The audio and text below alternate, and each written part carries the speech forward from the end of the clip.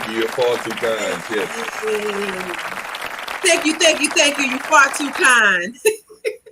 What's up, everybody? Welcome to the Guys Podcast. It is a Wednesday, hump day. It's me, your girl Becca. I know this is normally the time where Merv will come in and just be Merv, but Merv is on vacation for today.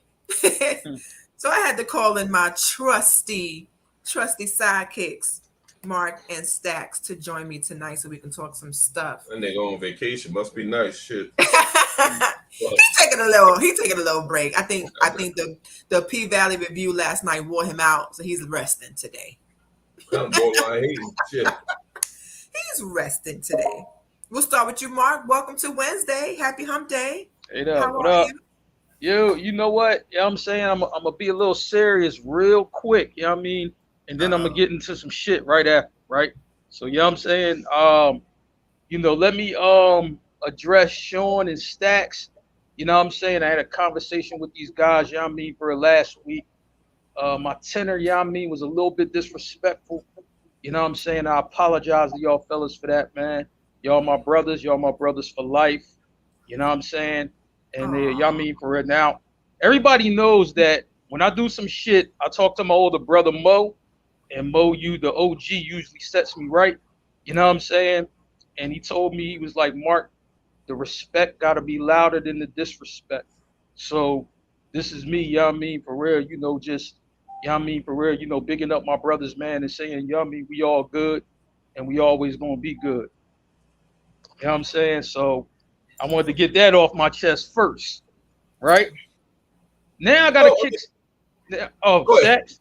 Oh, you know what I'm saying? I was like, man, you know what I mean, that's all I wanted to say on that one, Stacks. You know what I'm saying? Anything? Did you want to say anything? Or?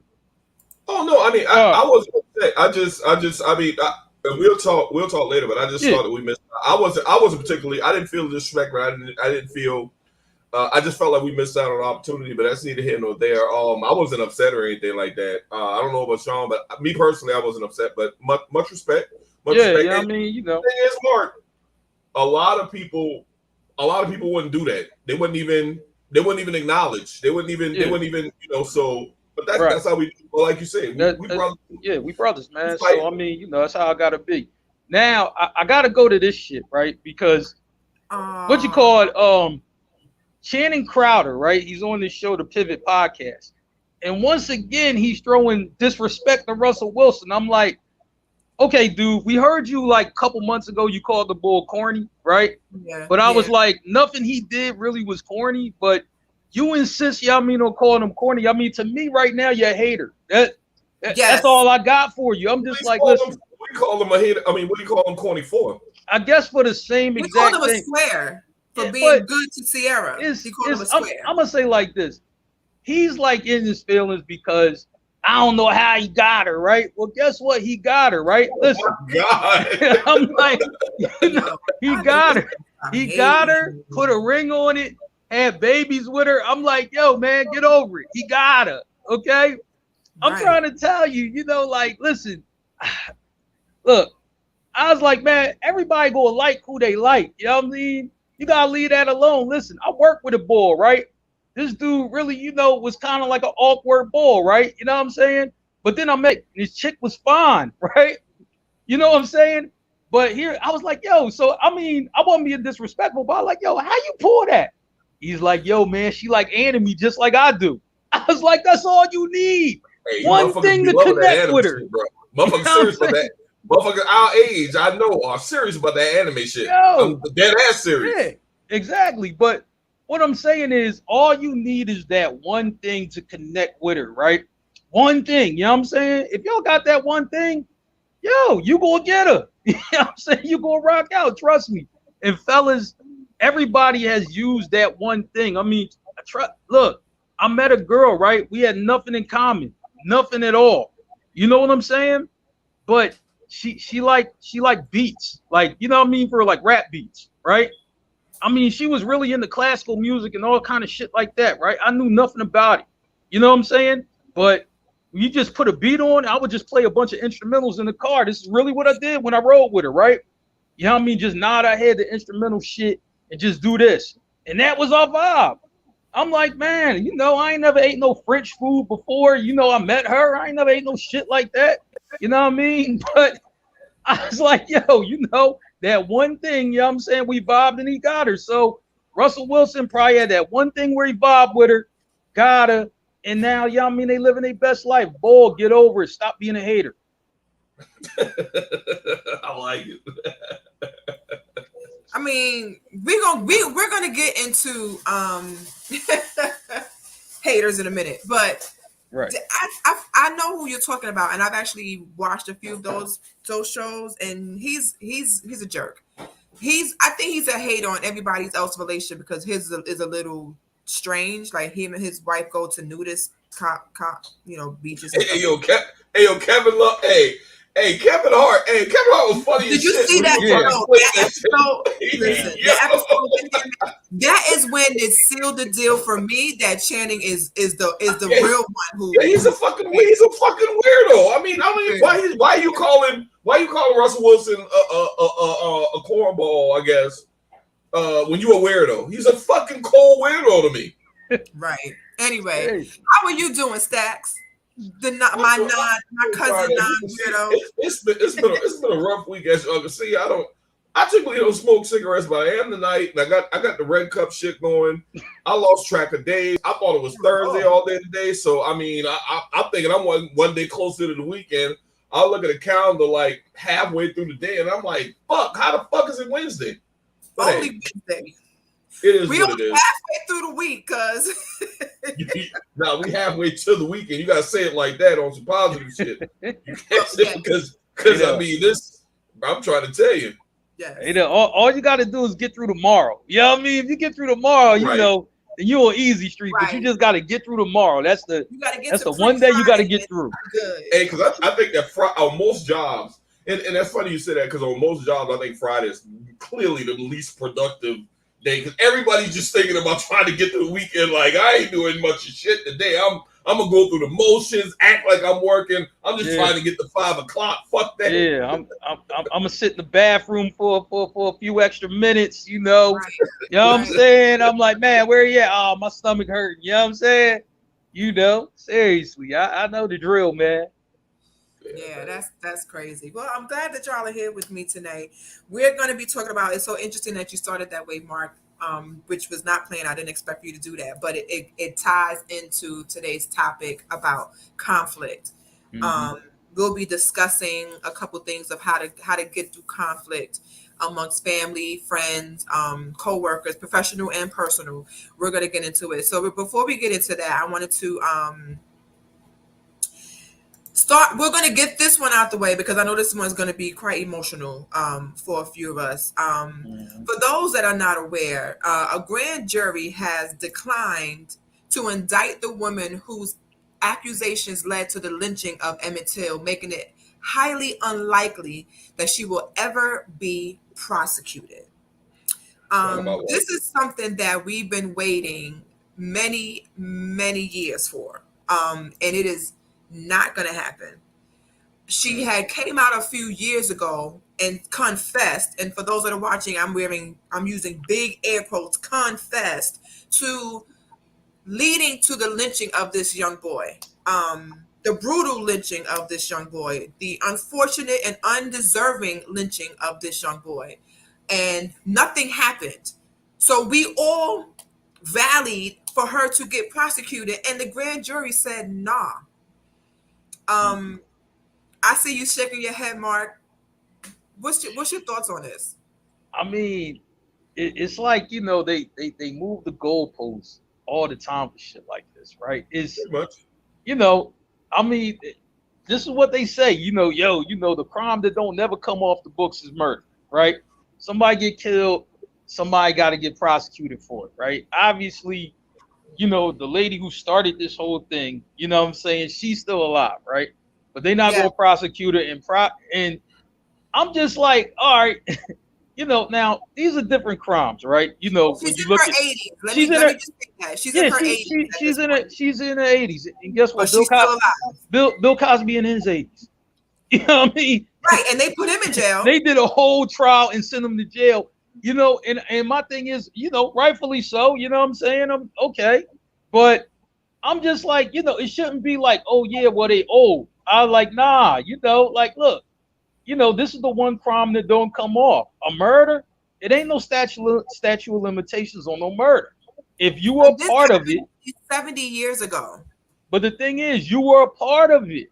If you were a part of it, hey, you got to go to trial. Now, listen, if they let you off with some compassion or whatever, then the trial is the trial. But what I'm saying is, you at least got to get indicted and face, face a jury or whatever, and then they decide.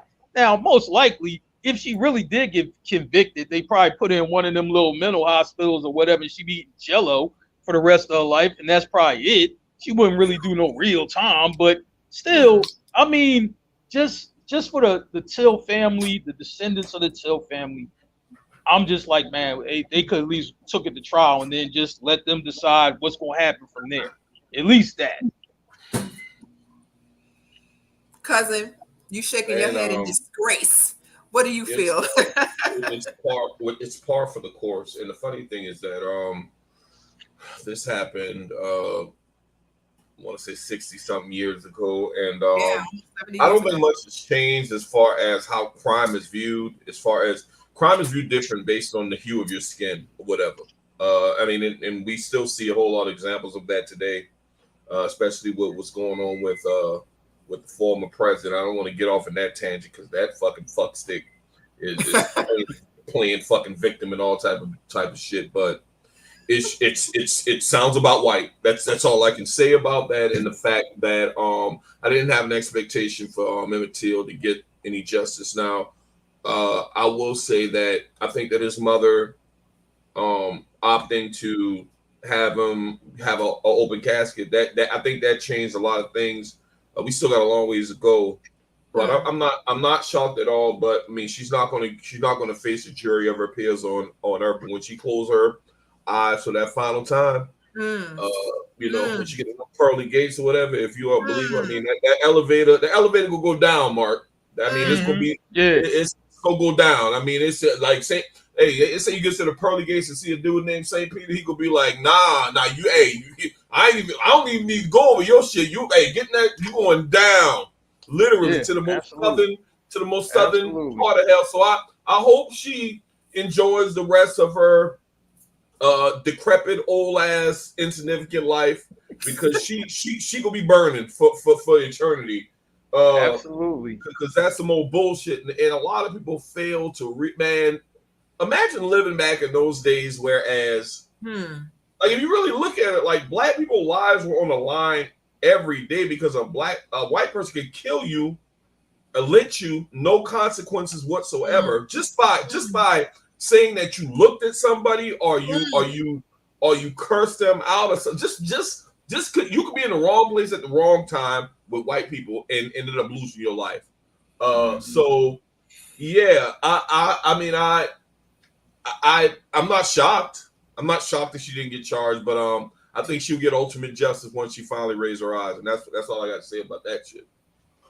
Listen, go straight to hell. Do not pass go. Right. Do not collect $200. Go straight to hell. Like it's been 70 years. I couldn't imagine what this family is going through, having to still deal with this for 70 years and still get no justice. Not that we had any faith in the justice system anyway, that's a whole nother pie.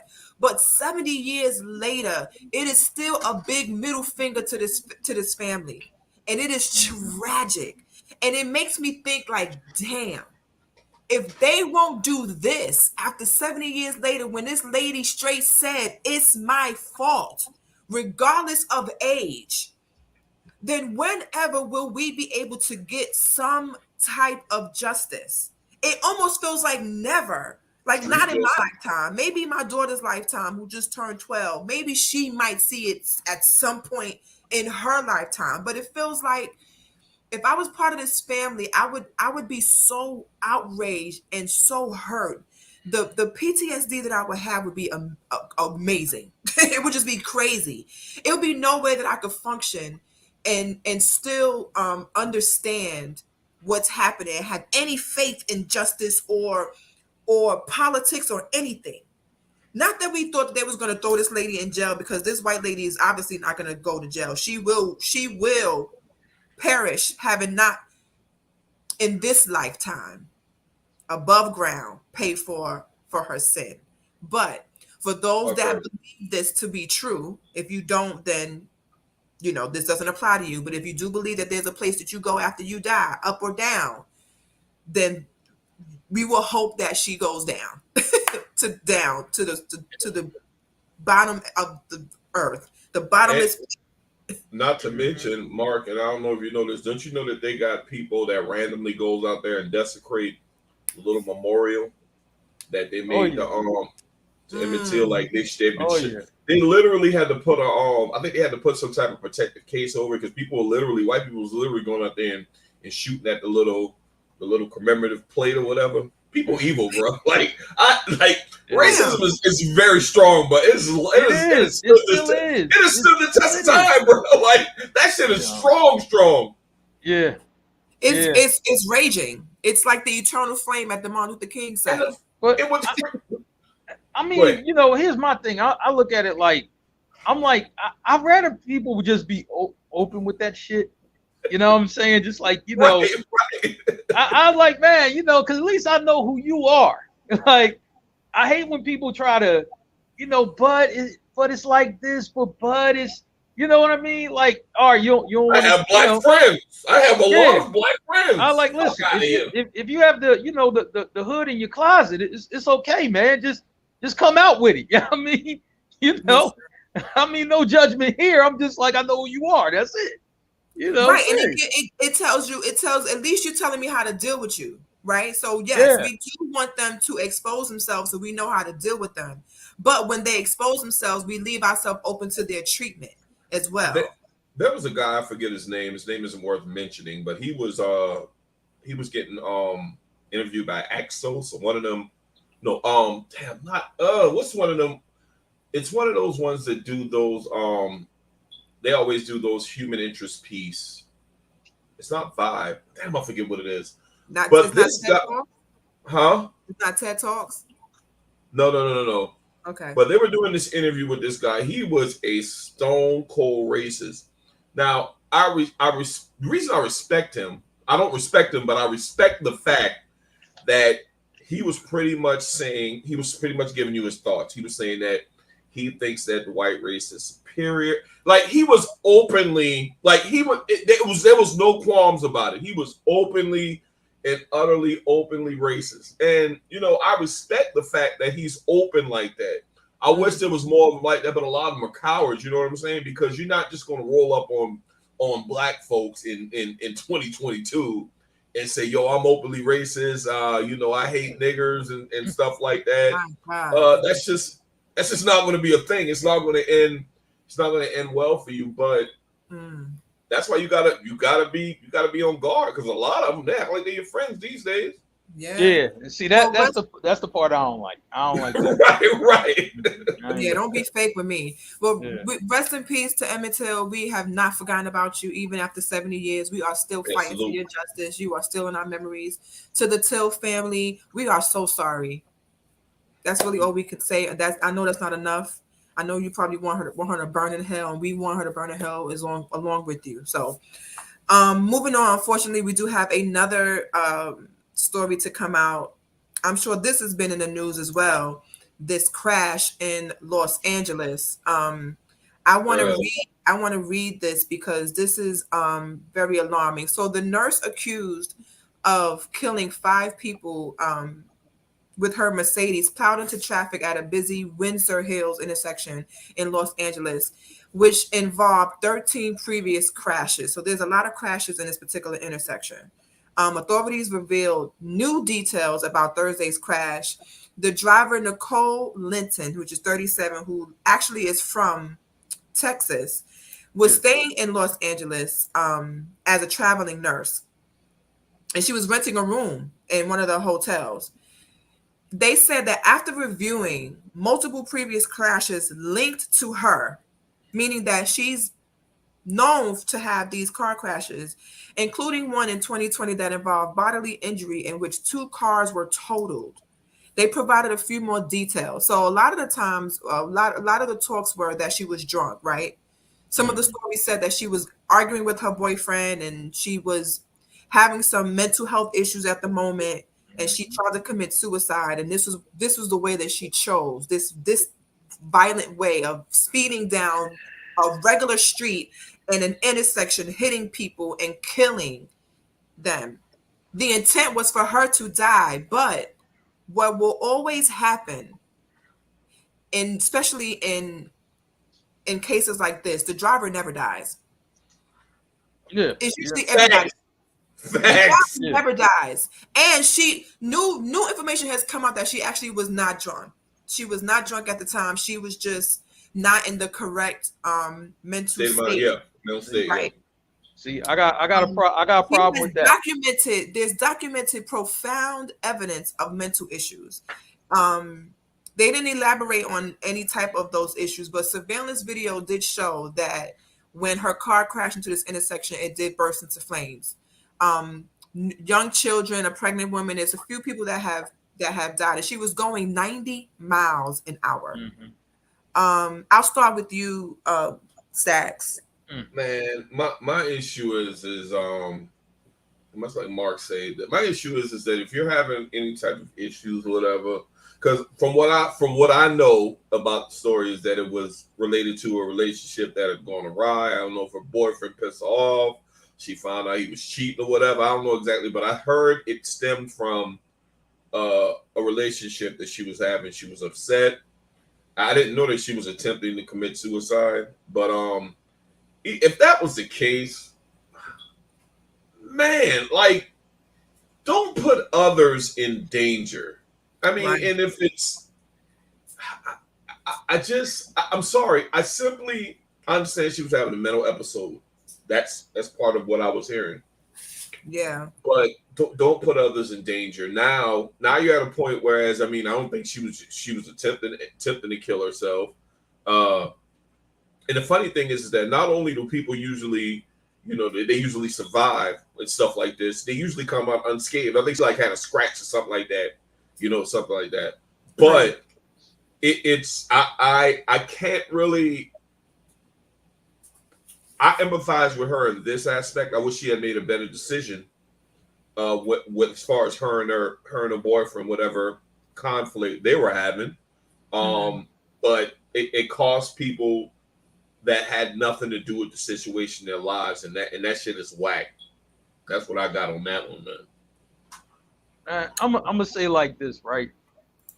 You were in LA, like I lived in LA, for a few years, right? I'm like, yo, you're near a beach. You're not far from a beach, right? You know what I'm saying? Now, I'm not telling you what to do or nothing, but I'm like, sweetheart, you could have just jumped off the pier, you know what I'm saying? And then just dived into the water and then just laid there. You know what I'm saying? You would have went peacefully. You let the ocean sweep you up. You would have went peacefully. You wouldn't even have to hurt anybody else to do that. Now, here's my problem, right, with this whole thing. They said she had mental issues before this crash happened. It was documented that she's already been in another crash before, same way. Yes. Oh, I'm like, yes. That bullshit right there now. So, I mean, my thing is, so wait a minute, hold up. Just like anything else, right? I'm like, now she was a traveling nurse. That's what they said, right? Yeah. Yeah, she was. That was now, her profession. I'm sorry, you know what I'm saying? A hospital or whatever agency, you don't do no background check. As many jobs as I've been on that do a damn background check, you know what I'm saying? And you're in nursing, the medical field. You should want to do a background check for them folks. You know what I'm saying? Like, are you on drugs? Right. Do you commit crimes? Do you stab people with needles? You know what I mean? I'm gonna need to know that. Do you like to play GTA in your spare time? But I'm just like, yo, like, how? I mean, to me, I'm just like, it's like, I don't mean to laugh, but y'all remember that episode? You know what I'm saying, on Power, right? when Rashad Tate was like, asked Ghost, like, yo, man, how'd you pass a background check with all the bullshit you doing? Like, that's exactly what I'm asking. You know what I mean? Like, how did she pass a background check to be a nurse? Like, come on. I'm like, you know how many times Tasha was shocked goes past background too.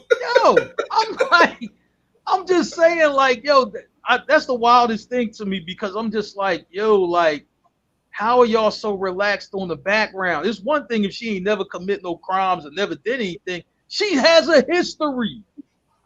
Like, yo, that's the wildest thing to me, you know, and y'all let her be a nurse. I'm like, man, you know what I'm saying? I'm like, listen, I'm like, man, shoot, my homie Yamin Brewer just came home. I'm just like, man, Yamin, shoot, he had to ask Lowe's to give him a chance just to work at Lowe's. You know what I'm saying? I'm like, come on, man. If she could be a nurse. No, we got the game all messed up. We got the game all messed up. You know what I mean? The way they doing these things, jeez, they letting anybody, you know what I mean, be anything. You never know who caring for you if you get sick. That shit crazy. Yeah, for me, I think that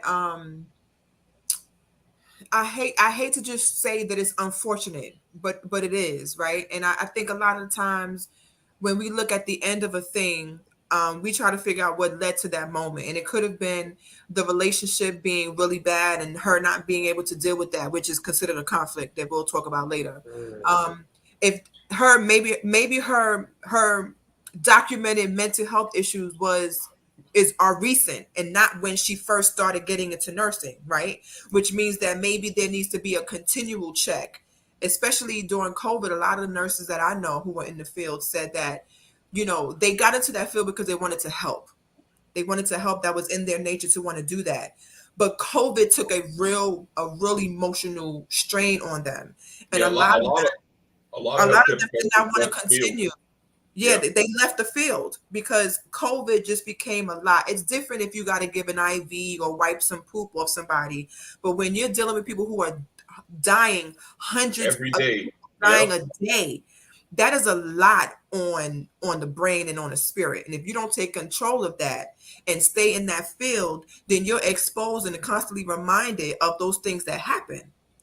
And then you get into a situation where when you have these type of feelings, your first thought is to not fix them, but to commit suicide. And that is a whole nother issue as well. And then, you know, not just jumping off of a bridge or overdosing on pills. You want to do something so dangerous that you leave other people in harm. And this is exactly what happened. And now she's dealing with 6 counts. She could go to jail for over 90 years. Yeah, she'll never see the light of day. She ain't getting out. That's crazy. Yeah, that is her. Go ahead. Let me ask y'all this though: Did she kill any white folks during the course of this? I don't know. Some of them were, but these were all she done. Casualties. They were not the intended targets. She intended to drive her car into something or somewhere or so fast that she died. Never taking into account that everyone else died and she stayed alive. So that's another thing to consider. That imagine trying to commit suicide and you don't do it right. Man, you got to deal with that. So not only is she alive and didn't really want to, but she's going to be alive in jail. I don't even know. Go ahead, Stacks. I don't like joking about suicide, but shit, she fucked up. Damn, trying to commit suicide. Yeah. Shit. But go ahead, Mark. Go ahead. Oh no. But here's the thing, though, right? Listen, you know what I'm saying, ladies, 2022, and I'm saying this and all, trying to be all seriousness with it. Listen, 2022, most dudes ain't shit. Like, you know what I'm saying? You know, that's most dudes ain't shit. You know what I'm saying? Oh man, my boyfriend, he cheated. Yo, he been cheating ever since he met you. Get over it. You know what I'm saying? You know, most dudes ain't shit. You meet him, he ain't. It's gonna be some ain't shit about him when you meet him. It's gonna be something about him that ain't shit. You know what I'm saying? Mark said, "Don't ignore the red flags, ladies." Look, I'm just, oh my goodness. You know what I'm saying? I'm like, see, and this is the problem. You know, like with the shoe. That's what we need to do a show on how to recognize a city boy. You know what I'm saying? Because he probably was one, and you ignored that. Oh, this my boo. Like, he's just living it up in Texas. Instead of how to catch a predator, how to identify a city boy. Yeah. He's just living it up in Texas, doing whatever. She was distraught going through this. Yeah, I mean, let me see if I can get him on the phone. He done already blocked you. Oh, shit. She facing 90 years. I can't get no more money from her. Oh, man. Well, shoot, I might well block that number. You know what I'm saying? I was like, man, crazy. This is why it's really important. And I hate to take to detour away from the actual tragedy that happened, but this is the reason why you have to, let's just say the cause of this really was because she was arguing with her boyfriend and it just got to be too much for her. This is why it's very important that you take time to get to know people that you want to be in romantic relationships with. Right. Here's my old lady moment. I know that it's cool to just be fluid and do whatever you want. It's your body. You can be sexually fluid. You can do whatever you want. Have one night stands. They're fun and exciting and thrilling. You know, you just met him at the Q-Door conclave here in Charlotte, and he was sticking his tongue out and doing all kinds of extra shit that turned you on. So you had a little one night stand with him, and now you're in a relationship and all of that. It is cool to do all of that. But you have got to be careful who you put yourself in the space of. You have to be very careful who you lay with, who you have romantic relationships with, because those things stick to you. And if it's toxic, I hate to use that word, but that's the best thing I can describe it with.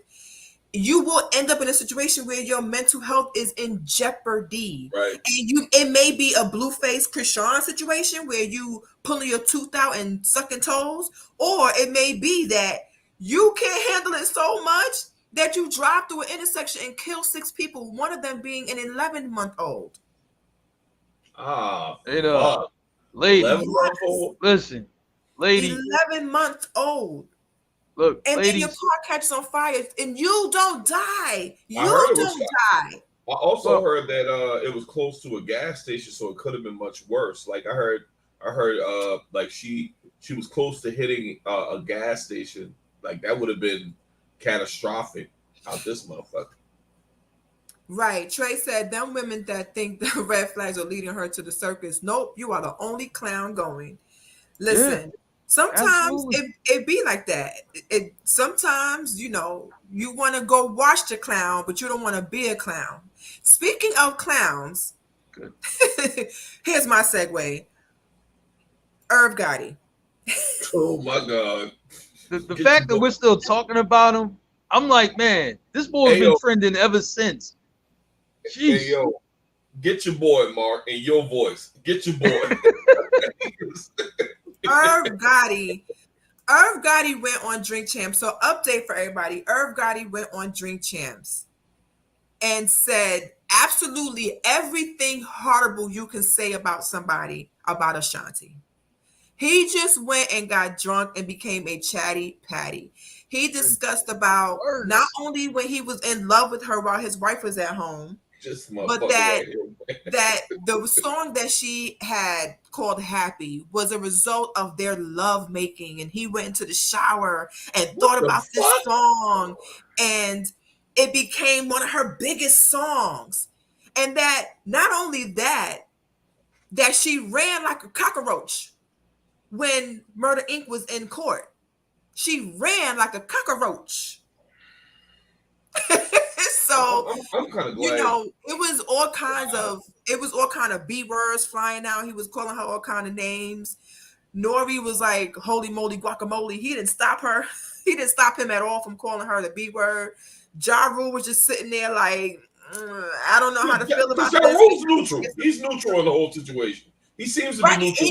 He kind of has to be, because he's cool with both of them. So it is tough when you're the mutual friend of two people that are not agreeing, that you don't want to give each one what the other person said, because they're both venting to you. Another issue of conflict that we'll get to later. Stacks, it is burning you to say this. What do you think about Irv Gotti, Fat Joe, and Ja Rule? Because now that he has come out, Fat Joe called Irv a clown. Like, yo, you a bozo for speaking like this about Ashanti. Check this out. And now Irv Gotti says that him and Fat Joe are not friends. And after you give your comment, I'm going to play some audio about that. From a male perspective, and Mark will probably agree with this. There's always that one chick that you planted on landing, and she got away for whatever you weren't able to close the deal. You know what I'm saying? There's always one that gets away. I've been there. I'm pretty sure Mark has been there before. I've never in my mind, when I got with someone else, looked back and was hating on the one that got away. Or that part of me, as far as me being a man, I can't understand that part, and I cannot understand how he so freely went out there and I think he kind of said, yeah, I was kind of mad when Ashanti, and he said I had to find out by watching TV. I think they was at an event together or whatever. A game, yes. Who has to? Why should you be notified first and foremost? But I've never been in love with her. He was hurt. He was in love with her. I understand all that. I understand all that, but you can't expose yourself like that, because Mark will tell you, how dudes are, man. We're gonna call you a clown. We're gonna call you, like, you can't just. I cannot believe that he could have kept that shit to himself. And I think that the residuals, as far as him still hating on Ashanti, and I understand the business side as far as the songs, because I mean that's his shit. But at the same time, I think a lot of it's just petty bullshit. And that tells me a lot about Irv Gotti's character. That's from where I'm sitting anyway. Yeah. Right. And that's what Fat Joe was coming from. Fat Joe was like, bruh, first of all, that's Ashanti. Like, have some respect. Second of all, that's Ashanti, the Princess of Murder, Inc. Like, have some respect. Thirdly, bruh, you were married at the time. How you gonna get back at the clown that you was smashing? Listen, it's all kinds of wrong, because one, it shows how much of a bozo Irv is. But he definitely is a chatty patty, and he definitely pillow talks. Second of all, it puts Ashanti in a really bad situation, because it makes her look like she's a homewrecker, or that she was willing to sleep with a married man just to get her career going. And unfortunately, that's what a lot of people think when women are managed by men, and that they do really well, is that they got to be sleeping with their producer. They got to be sleeping with their manager to get by. And Ashanti was smoking hot at the time. So it's not hard. She's beautiful. She's beautiful. But it's not hard to put the two together, like, oh yeah, that's why Ashanti was doing so well, because she was sleeping with Irv, and Irv was getting her all of these deals. Mark, before you give your take on it, Mark was highly annoyed at this movie. I'm gonna play some audio of this nonsense. Mark look annoyed as fuck. Was your friend? I'm not talking about you. Let me talk. So in life, I've had countless friends come and go, but you know what remains consistent, and why I get through all of this? What? My family, right? And in life, everyone goes through friends, people who you thought was your friend. I'm not talking about Joe. Let me talk. So according to him, he's not talking about Joe being friends and going through life and you thinking somebody's your friend. Irv, Sir Capilot, yes you are. Yes, you are talking about Fat Joe. Fat Joe called you a clown and told you stop talking about Ashanti, and then all of a sudden you want to go on a podcast and say friends usually, you don't know who your friends are until such and such. Listen, Mark, you've been shaking your head. I know that you're disgusted. I'm gonna say like this, right? If you do some dumb shit, your friend should call you a clown. You know what I'm saying? And you shouldn't feel no type of way about it neither, especially if that's the behavior you're exhibiting, right? So it's a lot of layers with this, right? Here's the thing. It's a bad look for him just to mention the thing with Ashanti, right? Now, I'm quite sure before the drinks started going in, right, he was going to talk about Ashanti anyway, but then he just rambled on as the drinks and the weed and all of that. But before the Drink Champs interview, nobody was talking about Irv Gotti. Irv Gotti has a documentary on Murder Inc. on BET that nobody was talking about until, he got on his Drink Champs thing. And, now people are starting to, like, I didn't watch it, but I know people are starting to watch it. because they want to see if he's going to say anything about Ashanti in this documentary, right? He is, because he kept talking about it during the Drink Champs. The rest of the story is going to be in the documentary. Watch the documentary. But it's like, that's like such a nut ass way to sell your documentary. Right. You know what I'm saying? Like, why? At like the expense of Ashanti. I mean, my thing is that, like, whoever you deal with, right? I'm like, that's really between you and her. I mean, if other boys find out, then they find out. You know what I'm saying? I mean, you might give like a head nod or a cosign head nod or something like that, and that might be it. You know what I mean? For real, whatever. Like, yo, Mark, you know what I mean? You was with that, and then you just give like a little head nod, like you don't want to say nothing, but you like, you know what I mean? Like, all right, cool. That's it. That's all I'm talking about. I'm not going into detail about how she was and I was with her then and all that, because that make me look corny. You know what I'm saying? And also, it puts you in a mix where, you know what I'm saying, like, yo, other females, like, even if other females, like, like, yo, I might kind of wanted to get at them, they gonna back up. Like, that boy talk too much. You know what I'm saying? I don't want to give him none. So I never wanted to be that guy. You know what I'm saying? But this is who Irv is, though. You know what I'm saying? He talked too damn much. You know what I'm saying? That's number one. And you don't talk on the woman like that. You're supposed to handle your business like a G and keep that shit moving. You know what I'm saying? Ain't nobody even know what you doing. You know what I'm saying? I don't want nobody never know my business. You know what I mean? Most dudes, you're right, Mark. Most dudes that I know that have had the girl everybody wants, it's a little part of them that stays silent, but they puff up their chest a little bit. Like, Irv could have easily taken it, because Ashanti's beautiful, right? There's no denying that. She's been beautiful. She's beautiful now that she done got older and her body's filled out. She's a gorgeous woman. It could have easily been Irv to be like, yeah, all of y'all over there, gushing at Ashanti. I had that, but kind of keep that to yourself. But the thing is, your little secret. But to go out there and just talk, and it makes Ashanti look so crazy. But here's the thing: his petty kind of been running against Ashanti for a little while.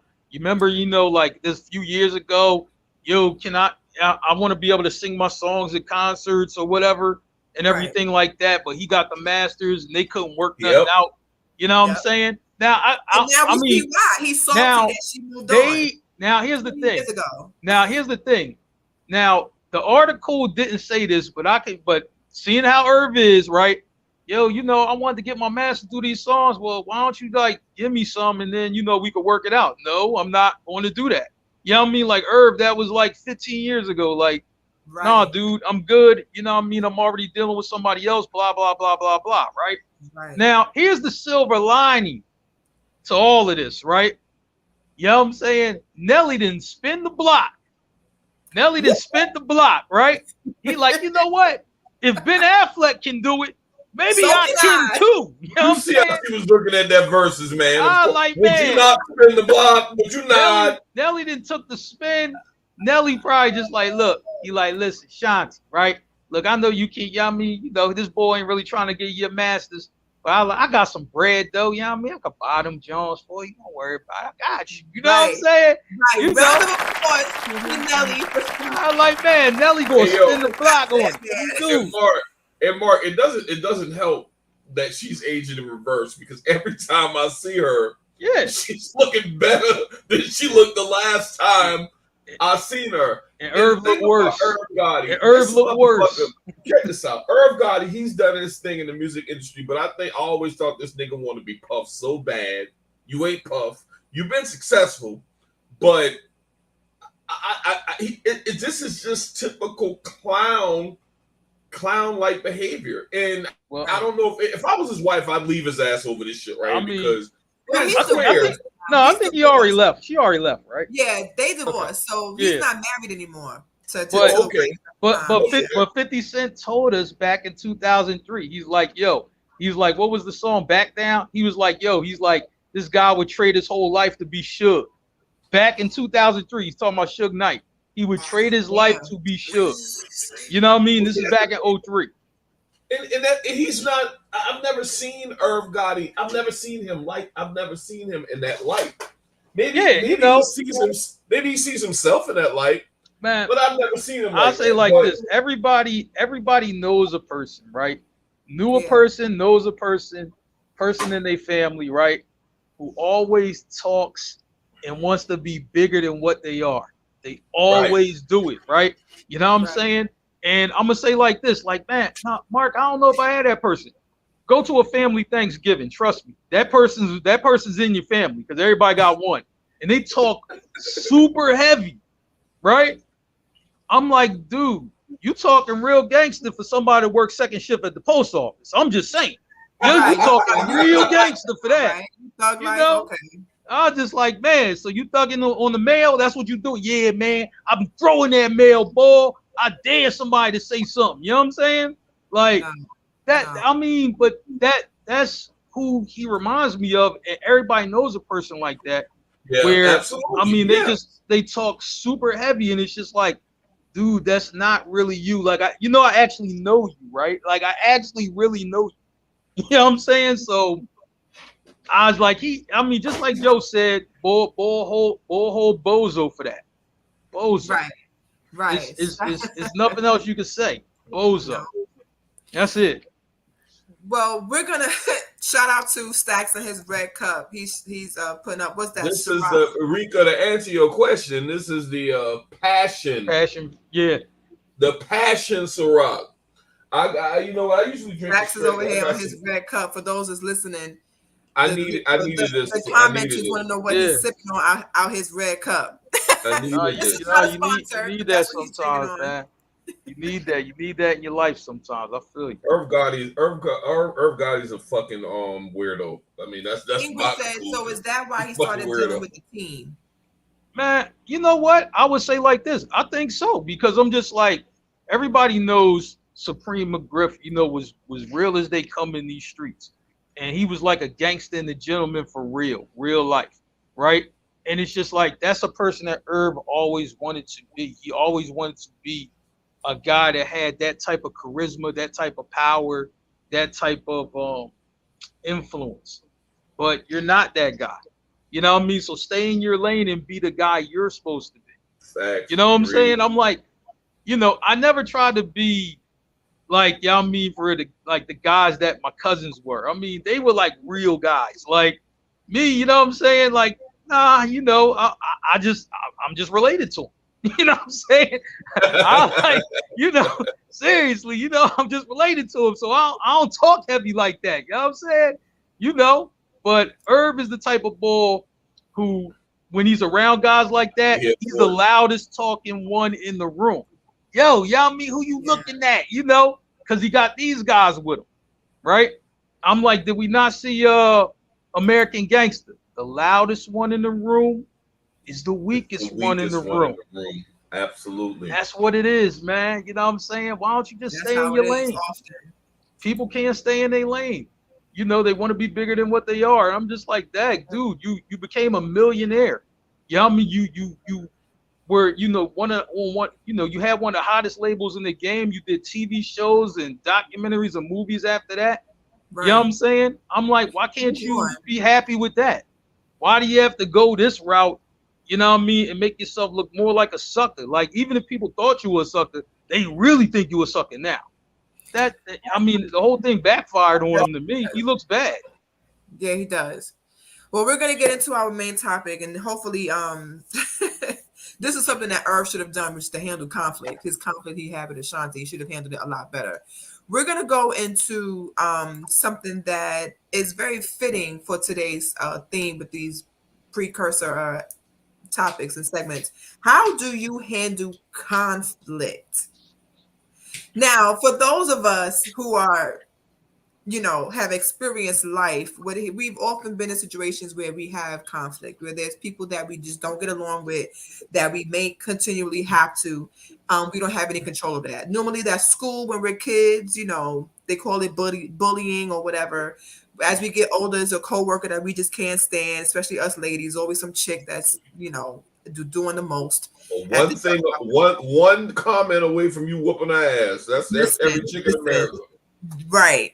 So Stacks, I'll start with you. First of all, what do you consider a conflict?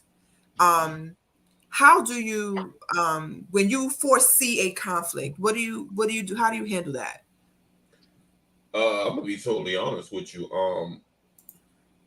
When there's a conflict, I'm very emotional, and sometimes I know that about myself, and sometimes I will react off of emotion. So, what I try to do when I'm dealing with a conflict where I know it's going to be some emotion involved, I'll try to sit back and assess the situation, because I don't Mhm. want to have a conversation with that individual because uh, my emotion being put into it is not going to help the problem, because I'm going to be loud.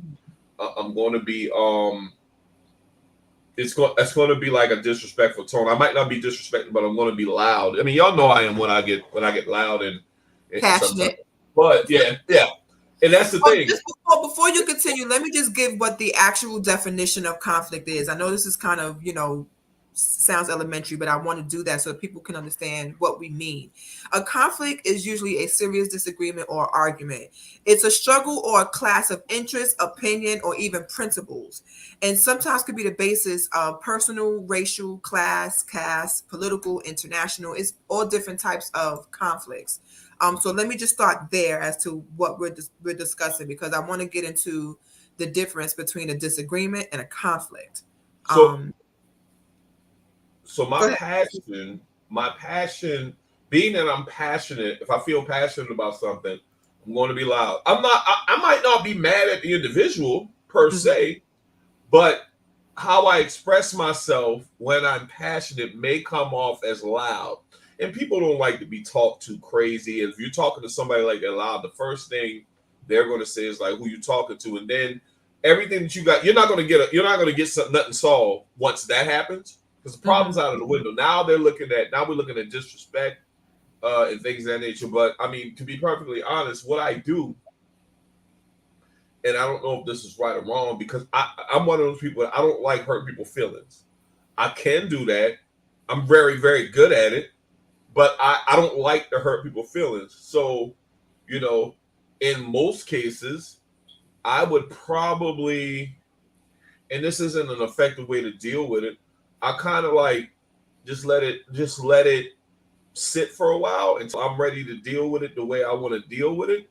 Mhm. Uh, but yeah, I think for the most part, and if I see that there's going to be no giving, and there's going to be no giving on both sides. I'm not going to give. They're not going to give.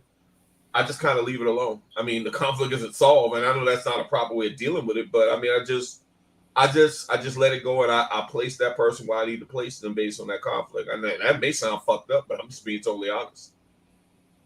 Mark, how do you feel about handling conflict? I'm not good with it. Like I handle conflict poorly. You know what I'm saying? Because it's always gonna be on go. You know what I'm saying?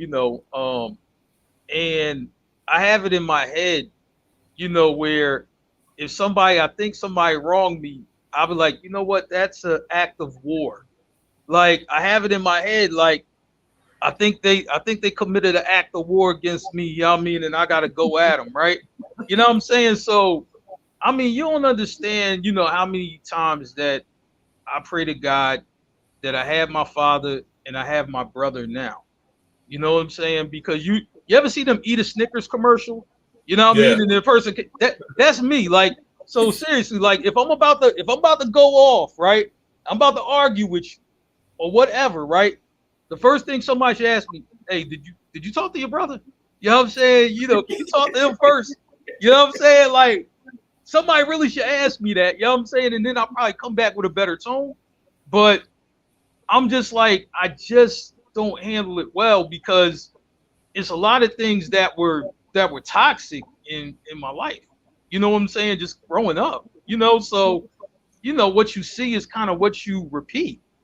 You So I'm know, glad you mentioned that, because do you feel that you were ever taught, whether it be from school or whether it be from your family or parents or whomever, aunt, uncle, do you feel that you were ever taught to how to deal with conflict as a child, like when things came up where you taught, okay, this is what you do, or this is how you handle it, or do you think life kind of Nah, handled that for you? I'm gonna say like this, right?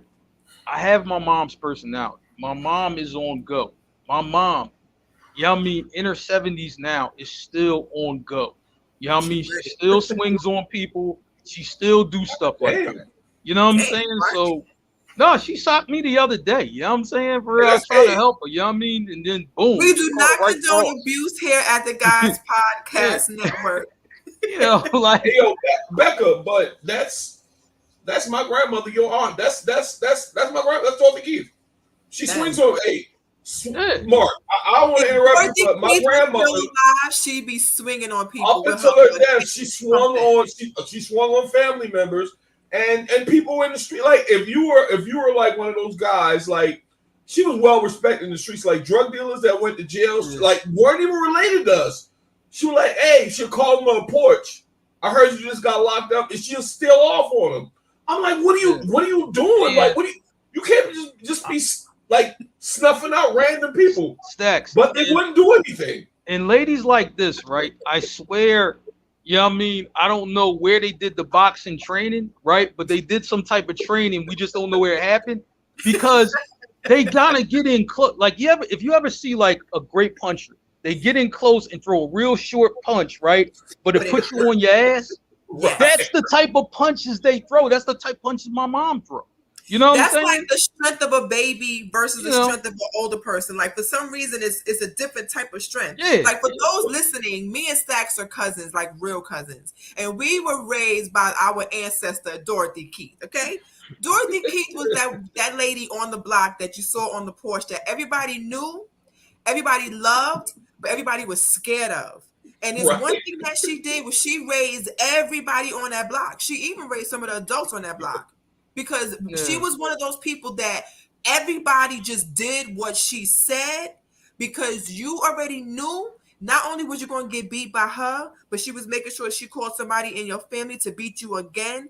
And she was the one that everybody was afraid of. So Mark. yeah. Mark. she's I ain't My surprised. Dorothy Keith was grandmother. definitely conflict. Okay. How crazy you gotta be to be an old woman that's called like you see a dope boy, dude's heavy in the streets. Hey, I need you to come in for a second, young man. I heard you was in jail, and just punch him in the face. Yes. But Yeah. the level of respect is that they don't do nothing. They just go on about their way. They literally apologize to her, man. And sometimes I'm like, I wonder if this is gonna blow back on me. But the level of respect was there so much that they knew how she was Yeah. that they never it was never an issue. Nah, you know what I mean? For it, Yeah. it, it wouldn't be like, man, but I'm gonna say like I said, like I think, I didn't really start talking to my dad about real issues until I got a little older. Damn. You know what I'm saying? And then he passed, and then it was my brother. So it's Yeah. just like, like I didn't really talk to anybody about relationships and stuff like that. So, and y'all know I was in a bunch of toxic situations, but I thought it was normal. You know what I'm saying? Mark, my bad. See, Rebecca, she got Rika too, man. God damn it, Man, I didn't even know that. on the behalf of all of Emmanuel Street, we We apologize. sorry. We sorry. We mean I'm apologizing for my grandmother. Becca's apologizing for her grand aunt. We sorry, man. Sorry. We're sorry that she snuffed you out. We're sorry. But whatever she did, you learned your You did, lesson. yeah. I'm sure. It got you in line. Like that stuff Whatever like she that. said you did that shit. Yeah, Guilty. stuff like that gets you in line. You know what I'm saying? So I'm wondering, as we age, we conflict resolution is something that we might not have been taught as children, right? No. But as we get older, life kind of teaches us, voluntarily or involuntarily, we kind of do learn those lessons, just trying to navigate in the world. Do you think that men and women handle conflict differently? Like, how do you think that? And I'll let y'all, the fellas, of course, give your take, and then I'll give mine. How do you think men handle conflict? I'm gonna go first, Mark. I think that we do it better simply because I think that dudes we tend to notice things, and then we'll notice that stuff ain't right, and somebody's going to speak up, and we're going to have a conversation. That might be a hard conversation, but at the end of the day, we're going to get our words out, and it's going to be peace at the end of the day. Now, this is just my perspective as far as women, man. Women can have conflict, have ongoing conflict, still hang with each other, but they still got that conflict hanging over. So when they ain't together, they talking shit about each other and all kind of shit like that. But that's just my opinion. I think that dudes easily kind of piece shit up, unless it's some deeply entrenched street type shit conflict. But dudes, I think dudes are we're pretty quick to piece shit up, even if we have like a disagreement. Like, I mean, like this is what the shit what Mark said as far as the disagreement that me, him, and Sean had. I think dudes. This is just my opinion. I think that dudes pretty quick to piece shit up, quicker than females. That's just my opinion. I'm gonna say like this. I agree because I'm like I know female. Like first thing, the shit that's crazy to me, right? When I see like you can see it on your social media, right? You know what I mean? Every one of us, right? You know what I mean? For one of your Facebook friends, Instagram friends, whoever, right? And they're on like a trip with like 7 other women, right? And I'm looking at these 7 women ain't friends. All of them ain't friends. But they all going on a trip though. But they not friends, right? I'm like, I've seen a few times where, okay, so the trip's over. You get back from the trip. Oh, yo, you know, they was fighting. You know what I mean? For in the street. You know what I mean? Yesterday. The same girls who's on the trip with each other? Yeah. And I'm like, you would think like, oh, no, this just some hood shit. No. These are professional women. Like, professional. Got good jobs, all of that. Fighting in the street. Like, wait, hold up. I just don't, I mean, I'm going to say like this, right? If 7 dudes go on a trip, most likely those are your guys. Like, That's my peoples, and we had a good old time, right? I'm just like, man, anytime when I see more than 3 women with each other, I'm just like, somebody ain't friends in that group. It's just too many of them. If somebody ain't friends in that group, you know what I mean? Like, so I just think, you know, just by nature, I just think, you know, we'll handle conflict a little better, particularly amongst people that I guess, you know, we're so-called friends or whatever. I was just like, you know, that's what I got one more thing before you go on, and Rika can co-sign this. And I don't think this is just a Georgetown thing, but I see it all the time. You got how many is that? Because if it's more than 4, I question that, Rika. Hey yo, I know chicks that I went to school with, middle school, maybe elementary school, that will tell you in 2022. I ain't like that bitch since she hollered at my man when we was in 6th grade. I'm like, wait a fucking minute here. Like 6th grade. Okay, let's just go back. I think 6th grade for me probably was close to. I graduated from high school 25 years ago. So 6th grade is pushing 30. So you mean to tell me, and Rico tell you have mugs where I'm from, they still beef with chicks that might have been talking to their ex-boyfriend from when we was in the 6th and 7th grade. That shit is crazy to me. Like, wild shit. Y'all gotta do better, ladies. I can't take that's how them chicks, like, man, chicks like, I can't take that L against her. You know what I mean? Shoot. You know, I can't take that L. Boy, but it's 6th grade. Like, I can't take that L. I'm like, goodness. Nigga, at our age bracket, that's 30 fucking years. That's pushing 30 years. Well, I'm gonna have to disagree with y'all, and this is the reason why. As far as how men handle conflict, because y'all egos get in the way of, and your pride gets in the way of trying to handle a situation, right? I've seen it so many times where dudes will be beefing with each other, and sometimes the beef may even be, you know, minuscule, might not even be a real beef, but I'm talking about like an actual conflict. Like sometimes it be your egos and your pride that will stop you from apologizing, saying something. Nah, fuck that nigga. I ain't saying shit to him. I'm cool. I'm good. That's what I see a lot of the times when it comes to men. A lot of times men cannot let that pride and that ego go to say, yo, my bad. I didn't mean to do that. I didn't mean to say that. That's not where I was coming from. And I see that a lot when it comes with men. Becca, I agree with that. But here, watch this, right? say if me and Stacks had some sort of beef, right? You know what I mean? And you know what I'm saying? I don't know. I stopped by Stacks' crib, right? Stop by Stacks' crib or whatever, right? I could just put a beer on the table, right? That's my way of saying, yo, man, we good. And Stacks will understand what I just did. I just put a 6-pack on his table. You know what I mean? He like, yeah, you know, but I you mean, still have to have the actual conversation. not really. That is avoidance. You Not have really, to man. actually No, say, but look, watch this. Wait a minute. Watch this. I can put the 6-pack on and be like, yo, you know, Carson Wentz was looking good in practice today. You know what I'm saying? And that's the apology. I mean, but I'm just giving y'all. Don't tell me that never happened. But check this out. I get what you're saying, Mark, but that can be problematic because you gotta have a real conversation you about gotta the have issue. that conversation about what you guys were beefing about and things. But I do get what you're saying. Now, there are some instances where that is very, very true, especially if it's something petty, something minuscule. Mm-hmm. Like, yeah, if you've known people for a while, you know what their apology or what they're leaning to try to do when they apologize. It could be something as simple as a fucking text, and the motherfucker ain't really text you in a while that they talk about some shit that you guys are that you have common interest in and shit like that. So that's what Mark's kind of saying, because you know football season is coming up and we're gonna be ribbing on each other for the next fucking until February. That's just the way that is. Right. You know, so and that's kind of like I think for guys that's kind of like a olive branch type shit. You know what I'm saying? And I think that we all know.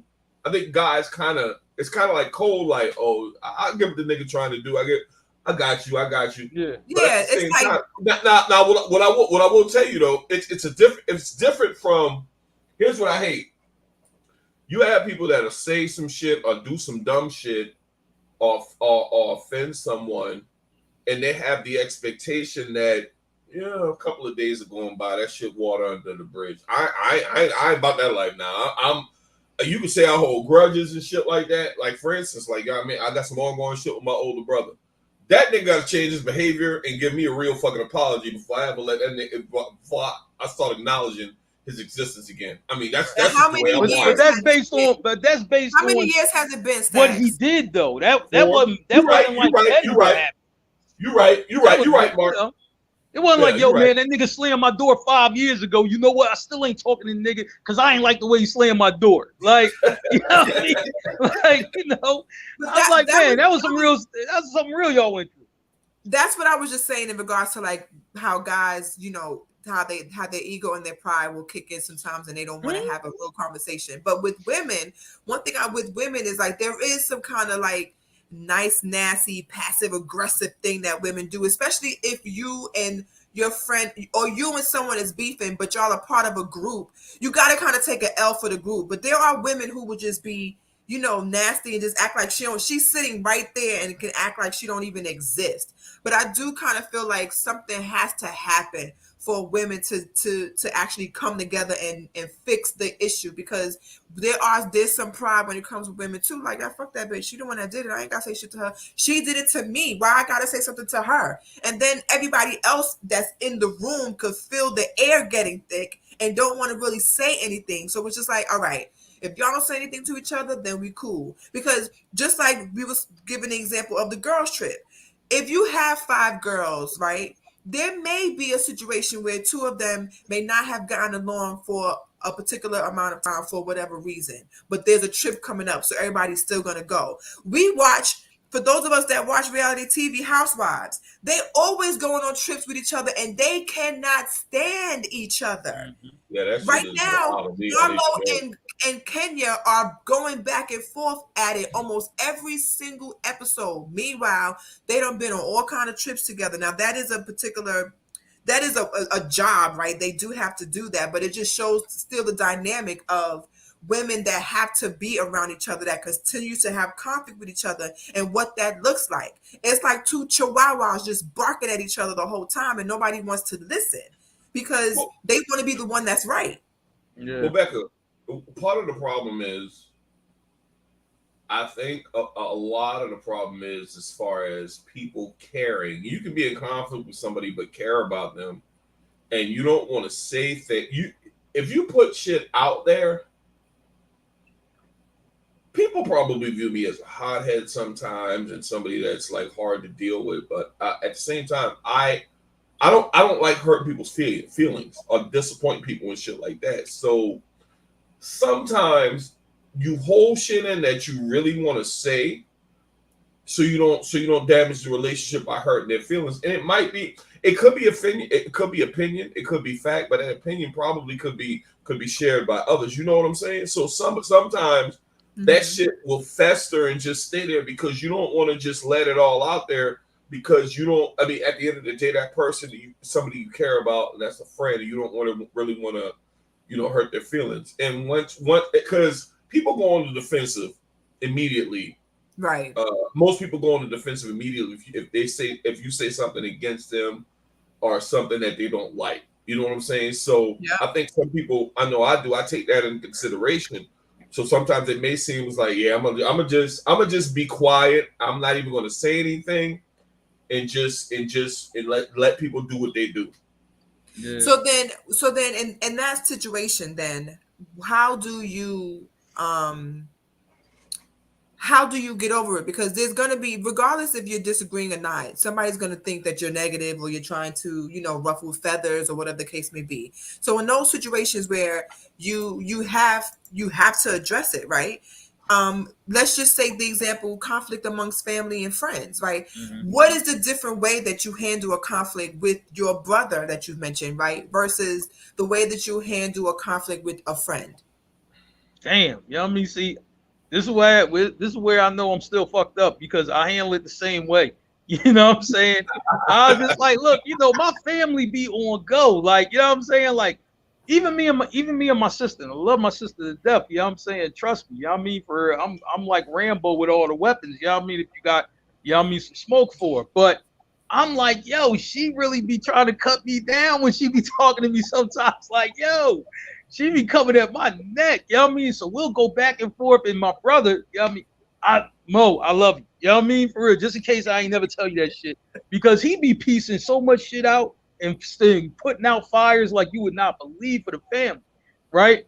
But I'm saying that, yo, like, that's how the family is, right? So it's like, I try to watch myself, but then sometimes, man, when you in a groove, you just, look, I'm gonna just say this shit. I don't care what he think. You know what I'm saying? I'm like, man, so I would say like this. I think it's different when you get new friends, right? You know what I'm saying? And your new friends might not like your old friends know you forever and a day. So they know how you are. They know, you know what I'm saying, what lines they can kind of cross and all of that. But your new friends really don't know. You know what I'm saying? Like how you are when you actually get upset about something. It's just like, damn, I didn't know he was like that. You know what I'm saying? So it could be like somebody that you might have met on the job, but they cool as shit. This is the person, you went to lunch with and looked at chicks with, on lunch break and, washy, maybe, whatever. But, you know what I'm saying? I'm just like, yo, but, that person, like, if you go on go, and it's like, damn, he wild. Like, what? You know what I mean? Coming at me like that? Like, that might throw them off. You know what I'm saying? So sometimes you gotta kind of navigate your way around. I like that comment. You know what I mean? For real, people like that. You know what I'm saying? With your new friends. Because here's the thing. People always keep saying, man, my day ones, that's it. That's bullshit. You know what I'm saying? It's how you treat people, how people treat you. You know what I mean? If people come into your life and they might have just entered your life, but they 100 all day, like, damn, this motherfucker 10 toes down for real, that's going to be your people. You know what I'm saying? No matter what. Yeah. You know what I'm saying? So, but you still have to be able to adapt to them and they adapt to you. You know what I'm saying? I mean, you already saying like, yo, they 100. So, you know what I mean? For this somebody I'm good with. You know what I'm saying? So, sometimes it's like you got to kind of have to learn how to navigate, how to deal, with your new friends and your new brothers coming in. Sometimes that's not the easiest thing. For me, like when you say navigate with new friends and like for me, I don't use the term friendship lightly. So some of my friends are so close to me, they're like family. So I kind of put them in the same box in regards to conflict. I'm thankful that I haven't had a lot of situations in my life where I had to go back and forth with somebody. I'm thankful for that. But when conflict from even though I am a vocal person and I do, I am able to address something that is happening. I'm not confrontational. I don't like confrontation. I don't like arguing. I don't like going back and forth. I take a lot of L's in situations, not wanting to go back and forth. I'd Becca, rather that's surprising to hear, based on who your I family is and actually hear based that. on right, where you're from. right, I'm just saying that's surprising to hear to right. me. You know. But Mark, in contrast to that, when it is time for me to bring it to their neck, I most certainly can and will. But that is not my first go-to. I like to be Gotcha. diplomatic. I like to be, This is I true. like to You kind the of kumbaya person. Yeah. I try very much to be kumbaya. But if I Maybe have I'll to get there one if day. I have to be, is it Oochie Wally or is it one mic? If I have to be, the Annie Up remix, I will. But Yeah. Right? but If I see, yeah. need to be the Annie Up remix, I will. But See, I don't like being that way because I don't right. like how that makes me feel. I like to be diplomatic in a lot of situations and I try to, because I am not the average female where I'm emotional, I'm more logical. That's where it kicks in, the conflict. But there are times like if I have conflict within family, I am like the difference between Mississippi and Keyshawn. Like Mississippi is in the club on the stripper pole doing it up. Keyshawn at home is fragile and weak. When I have conflict with my family, I feel it to the core. And I'm thankful that I haven't had those situations where I had to really beef with a family member. But when those times do come, my only way of showing emotion is by crying. When I'm upset, when I'm pissed off or whatever, I cry. So a lot of times I could be so Now upset. is it sad or angry? You know what I mean? It could, right. People don't know because once I'm Okay. crying, they know, because I'm not usually like that. Once I am crying, they know something's wrong with Rebecca. Like something Okay. really is wrong with her because Okay. I have a cousin try like to that. be I try to Yeah. be, so amicable in a lot of situations that when I've reached my point, the only response you get out of me is tears. So when I'm pissed off, I'm crying. When I'm See. sad, I'm crying. And then afterwards, because I am a Libra, afterwards I'm sad that I even had to do that. Like if I had to spaz with somebody and or sorry, get angry or really angry or irate with somebody, I in the moment I'm committed. I'm Oh, irate. That's just what you're gonna get. But then afterwards, I'm sad and upset and frustrated that I even had to get there. Hey, you I know want what to talk. though? That kind of reminds me. You know what I'm saying, if you ever, you know what I mean, around Christmas time, you ever watch that movie, A Christmas Story? They show it every year, right? You know Yes, what I mean? When he love beat that up the movie. bully or whatever, right? He was Yeah, so mad. You know what I mean? He was whooping his ass, right? But then yeah, after the fight over, he just started crying. Like, I get yeah. it. I get it. He had to let that emotion out. I get Because it. And, and that's a trigger. Before you, I'm gonna let you say something, Stacks. But before my father passed away, it never dawned to me, which is weird because there's been people that have passed away before my father, but because I was so tightly connected to my dad, such a daddy's girl, my father's death meant it activated so many different things and thought processes for me, and it made me realize that life is short. It's so yeah, weird that of the other deaths in my life that have happened also makes you know that. But for my father's death, it was etched in stone. Like life is really short. My father was healthy, a healthy man on retirement, traveling the world with my mom. And then one day his neck was hurting him, and he was not the type to not go to the doctor. Went to the doctor, a crook in his neck turned into stage 4 cancer. He was gone in 11 months. Yeah, So that's when I that's started how it to works. realize life is short. Enjoy the time that you have now, which is the reason why I try not to have a lot of conflict with people because you just never know, especially like my friends who have become family, especially with them in my actual blood related family. I try not to have those conflicts because you never know. And I don't want the last moments of your life for me to be thinking, damn, I really fucking hated your ass. these whole last times that you were alive, because I would want to know that when my time comes, that somebody is not that my death isn't a relief to somebody because they hated my ass and now I'm finally dead. You know what I'm saying? Like, I will hope that wouldn't happen. So conflict is a really tricky thing. And Ingrid's comment is so true. I'm going to read it. I think the way people react to conflict changes with age. I am not going to react, but I heard you and I'll process it. If it's weighing on my spirit, then I'll say something. If I don't, if I don't really care. And I agree. I'm the same. I agree with that, Ingrid. If it bothers me enough, I will say something. But most of the time, because I have conditioned myself to take a lot of L's and be so diplomatic, that sometimes, although it may not seem like it, I don't speak up when I should. Hey, So Ingrid, even that though was deep. I Brooklyn, gotta grow up. I haven't grown up yet. Hey, real quick, Sorry. Ingrid comment and this comment that Sharika just made, as far as choosing peace. It would be very easy for me to call my older brother and say, "Look, man, I forgive you and all that good shit, man. We good." Yeah, I ain't doing that. It's simply because It's a lot. I, It's a lot that went on. well, not only that, Mark. It's I don't like enabling. I don't like enabling bad behavior.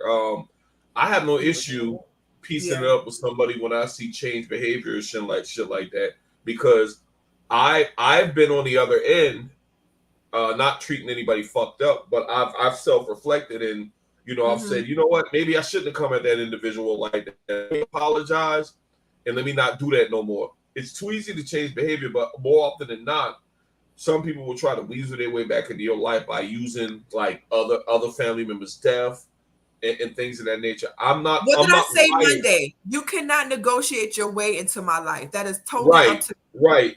And I'm simply not built to give people passes in those type instances. Once you've wronged me to the point where, and when you get to the point where you can't even apologize or can't even acknowledge that you wronged me, and you're expecting for me to just get over it off the strength that we share the same blood, that I ain't built like that. No, it's just not going to happen, and I'm perfectly fine. And I've told this individual this because people always use that, man.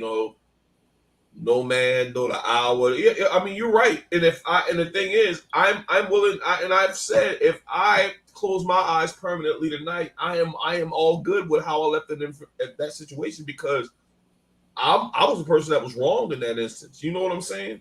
And yeah. I think that's perfectly fine. And it's I don't like conflict either, but I don't like giving people that grace when they've been given it their whole life and they haven't done anything with it to improve their situation or change their behavior and quit shitting on people. So I mean, yeah, that's just how I rock. Everybody has a breaking point, and at some point grace does run out, right? So you can give people grace over and over and over again, and they don't use it, so they still end up offending you, or sometimes just making situation worse, making the matter worse.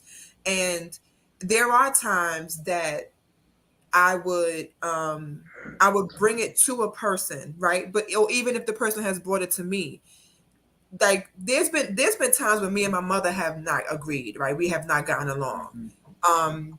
And I can't just speak to my mother any kind of way, right? So there'll be a lot of times I'll just let some shit rock because I can't. And for me, it's like that is the last parent I have, my only living parent, and I don't want that with my mom. So there's a lot of times I would just eat it. I'll just say, okay, mom, whatever. And then there's some times where, as I've gotten older, that I would say, no, mom, you're wrong. No, mom, that's not right. No, mom, you can't say that. And not being able to receive that, it becomes a conflict. So in the moment, you would think that I'm ready to go crazy on my mom, but I just stay silent. It's just one of those times where I wish I could just speak up and be like, no, mom, like, no, but I just can't. And then afterwards, I would be crying because I wish I would have said something, but that's my mom. I can't say that to my mom. I can't, even at 42, almost 42, there are still times where I just can't do it. Hey, And as I get older, I'm like, no, I should be able to have these conversations. I should be able to say this to my mom. I'm too old to be having to use colorful words or get creative in how I explain things so she doesn't feel offended at 65. So, it's a lot to go through. And even in our big age, you still have to kind of navigate conflict with an elder relative, right? If me and Stacks was to disagree on something, we could say to each other exactly how we're feeling, and we'll get it, and there won't be no offenses. But I won't be able to say that. I wouldn't be able to do that same thing with my sister or with my mom. It's very different. The Brooklyn Becca that y'all see that's all rah rah. I am not like that when it comes to my mom because I can't. That's my mom. hey, listen. You know what I'm saying? At least you have an understanding. With my mom, I just don't want to get hit. Like, you know what I'm saying? Like, you know what I mean? Just don't hit me, all right? You know what I mean? Shit, I do truly believe your mom will beat your ass, Mark. Yeah, man, I truly believe it. I'm like, now my mom don't throw things like she used to, but I'm just saying, look, my mom really could have played Major League Baseball as a pitcher. Like, I'm not even lying because the accuracy was just that good. But I'm just like, even with my mom now, right? It's just like, I can talk to her, you know what I mean? But once, she just be like, yo, she really started coming at me. The only response I got from my mom, yo, you wild. You know what I mean? That's it. I can't really say what I want to say, like, yo, you wild. Oh, you bugging. Yeah, you wild. That's all I got. Ma, you crazy. You know what's funny though, Mark? When I was young, I used to see my grandmother snuff out the adults in our family that were like our age now. I thought it was funny back then, and then I was thinking as I grew older, I'm like, shit, she gonna do that same shit to me if I step out of line when I get that age. Like, I'm thinking once I get like 18, I'm like, I'm done. I'm grown now, but I had to think back to all the 40-year-old that she snuffed out, like right in front of us in our family, and I'm like, damn, I'm gonna be dealing with this for the rest of my life, for the rest of her life, at least. You know what? But I'm glad you bring that up, Stack. See, I think when my mom, for really try to beat my teacher's ass, I think, that stuck with me. That will stick with me forever. Like that moment in time, you know what I mean? Because my dad wasn't there. Trust me, that teacher would have got beat, like really beat. Like my dad really was holding her back. Talk about it. This is a safe space. You want to talk about how your mother gives you PTSD? She do. You know what I'm saying? I'm like, man, between my mom and Philly, it's enough. You know what I'm saying? Seriously, you would have think I went to war. I'm like, yo, this is crazy. You know what I'm saying?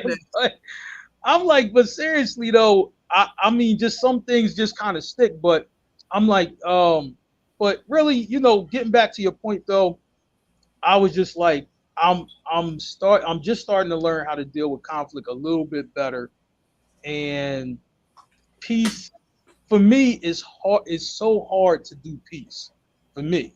It's super hard. You know what I'm saying? Because it's just like, man, because if a person right there, like, yo, man, I should sock bull right now. Like, and it don't even matter who it is. Could be my brother. Like, yo, man, I should punch bull in his face. Like, you know what I'm saying? But that, where I come, we do not condone violence here at the Guys Podcast. Like, yo, but like when what you call it, like I'm serious, right? When Beanie Siegel was talking about when he had a problem with Jay-Z, right? And he just like, man, we had a problem, man. But I'm just saying where I'm from, man. Yo, man, we just need 5 minutes in the yard. That's all, that's all we need. 5 minutes in the yard, just square that thing away. And I felt them on that. You know what I'm saying? Now, Beans, you ain't getting no 5 minutes in no yard with no Jay-Z. You know what I mean? For real, trust me, it'd be 50 guys on your ass before that even happened. But, you know what I'm saying? That's neither here nor there. But but I felt him when he said, yo, I just need 5 minutes in the yard. You know what I mean? For with my bro. Like that, because that's how I feel. Like, like seriously, like, like if I had any type of conflict with anybody, but they're all right there, yeah, I mean, not that I'm a swing on, but I'm certain it's certainly in my mind, like, yo, man, I really should swing on this ball right now, right? and then we piece it up after that. But it really would be on my mind. So I'm gonna say like this: achieving peace, it's not easy for me, because it's never really been like that, So it's new for me, but I really try hard to do it though, because I'm just like the youngest coming up after me. They can't do what I did previously. They got to do it a better way because these young boys go too far with it. So I'm just like, I can't teach them that. They You know what I'm definitely saying? don't know how to deal with conflict. Yeah, All the so conflict they do the is thing And is, I'm mindful you of got to that. know how to deal with conflict so they know how to deal with it. Right. And So I'm you got mindful to of deal that with it with better. my child, with Jasmine, who just turned 12. I'm mindful of that. So I try to teach her. There's one particular kid that she's been going to school with for years that always been bothering her and bullying her. And I've tried to tell her ways to deal with him because he's just, a bully. He picks on her. And it's been the same boy's name that I've heard for at least the Did past you, 4 or 5 years. Becca? Did you give her the talk though? Like, yo, if you get in your space though, Yeah, you got well, to do yes, something. I've told Okay. her that All right. already. Long as we had that talk, we good. Yeah, I've given her the tools to try and Okay. navigate because the kids, these new kids are mean, right? These Yeah, new oh, yeah. kids, they are mean and very disrespectful. These new kids they just like send a flood, Lord, start over, like send a new batch of kids. These batch of kids that's out right now, these are the kids that I will fight. I'm not normally a kid fighter. But now I have become a kid. I will fight these kids because some of these kids are bigger than me. I'm 5'10", and there was a boy at Jasmine's camp that was taller and bigger than me. He's 13. I will beat that nigga ass anyway. God damn. Just punch. Listen, all I these have. kids punch them in the stomach. They never had a good stomach punch. That's I one thing mean, about these that's kids. where I can reach Give because 'em a these kids punch in are the stomach. You know giants. what I mean? Ooh. They But going, they dropping like a sack of potatoes. Trust me. You're I tall. pity You're kids. tall. You're kind of a tall female, little Beckham. You're tall. I am a tall female. That's why you see Jasmine is up to here to me and she's Yeah, only 12. she But gonna be anyway, tall too. so I try to teach Jasmine conflict resolution and things like that, so that when she gets older, she doesn't become an adult that doesn't know how to handle it. And when in those situations, usually the first way to handle it is anger and violence. And I don't Yeah. want her to. I don't want her to just be no offense, Mark. I don't want her to be your mom age and be fighting people. You know what I'm saying? I don't want her to be ducking nobody out at 70. You know what I'm beating saying? up teachers and shit. Beating up teachers, right? You know what I'm saying? So I just wanted I want to teach her those things as a child, so that way she can learn those lessons now, which is something that we were never actually taught. We were Nah. never taught conflict resolution, and sometimes even as adults, like you mentioned, Mark, it's hard to try and get that. So it's really difficult to try and navigate the difference of how I handle family and friends, because my friends, I would just kind of be able to say it, even though I would say it jokingly. I wouldn't directly say it, which is so crazy because I am a direct person. I usually don't speak in code. I don't beat around the bush. I say exactly what I need to say. But when it comes to conflict, I retreat a little bit and I'm like, wait, what do I say? How do I say it? Because I don't like arguing with people. And I don't like putting people in situations where they got to come at me, because then I get into defense mode. And then that's when I become the Annie Up remix and I'm Remy Ma's person. What's Beckham? Fire. You know what I'm saying? Stacks, what you got on this? What I got on what? Like how do you feel about dealing with your friends conflict versus because you mentioned your brother and you just decided that's it on that. What about with your friends? Do you ever take that same stance? No, because I think sadly enough that most of my friend shit is more salvageable Mm-hmm. than shit with me and my brother. But I think it takes a same stances in a sense, whereas I'm very cognizant about other people's feelings, and I feel sometimes it's best to not say anything. than the settle the conflict. And I know that's problematic because that's not settling shit. But at the same time, I'm very cognizant, because you don't want it to get where it's way left, and you say something and it be a tit for tat situation, and then next thing you know, you're way off base. You're not even talking about what the root of the problem is. You're just opening up some deep seated issues that you guys have with each other that you probably never discussed before. So I don't know. I know I still have some things to work on as far as with friends, because like you said, ego and pride are real things, especially when you're talking about men. So yeah, that's some shit that I'm still a work in progress when it comes to shit like that, because I am cognizant. I would say I am cognizant of other people's feelings, even when that shit is not reciprocated. If that makes sense. Right. So you mentioned about like your different methods. So these are the three that I've seen happening right now, especially in entertainment news. Bringing it to their neck, being petty, or ignoring them. So for instance, example of bringing it to their neck, West Side Gun and Funk Flex. Right? Mark, that's the flex first and foremost. Go ahead, Cuzzo. Right. You were the one that kind of informed me about this method of conflict resolution. Mm-hmm. Explain to the people about the West Side Gun, / Griselda and Funk Flex beef about bringing it to their neck. It really started when, Funk Flex, it's been known for years, right? Allegedly that, you got to pay him to play your records, right? No matter what artist you are, whatever. You pay, he play, right? And he has kind of like a monopoly, with the New York music scene, right? Now, if you understand Griselda, those guys are from Buffalo, New York, so they're not from New York City. You know what I'm saying?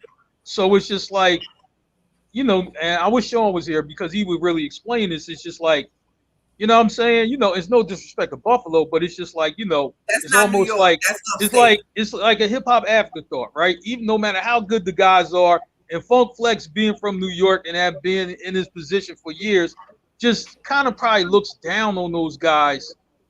You know what I mean? Where it's like, yo, you don't have the authority to question me and what I do. Because you're not a real New Yorker if you're not from the five. You know what I'm saying? So I'm like, you know what I mean? But but Flex takes shit too far. You know what I mean? He always does. So, and I think Conway wasn't really talking to him crazy at first. It was just like, yo, we got some dope shit going on. You could play other artists than what you're playing. Then Flex, of course, gets disrespectful. Yo, man. I mean, you on Jake, you sign with Rock Nation, you this and that. If you can't get hot, I mean, that's on you.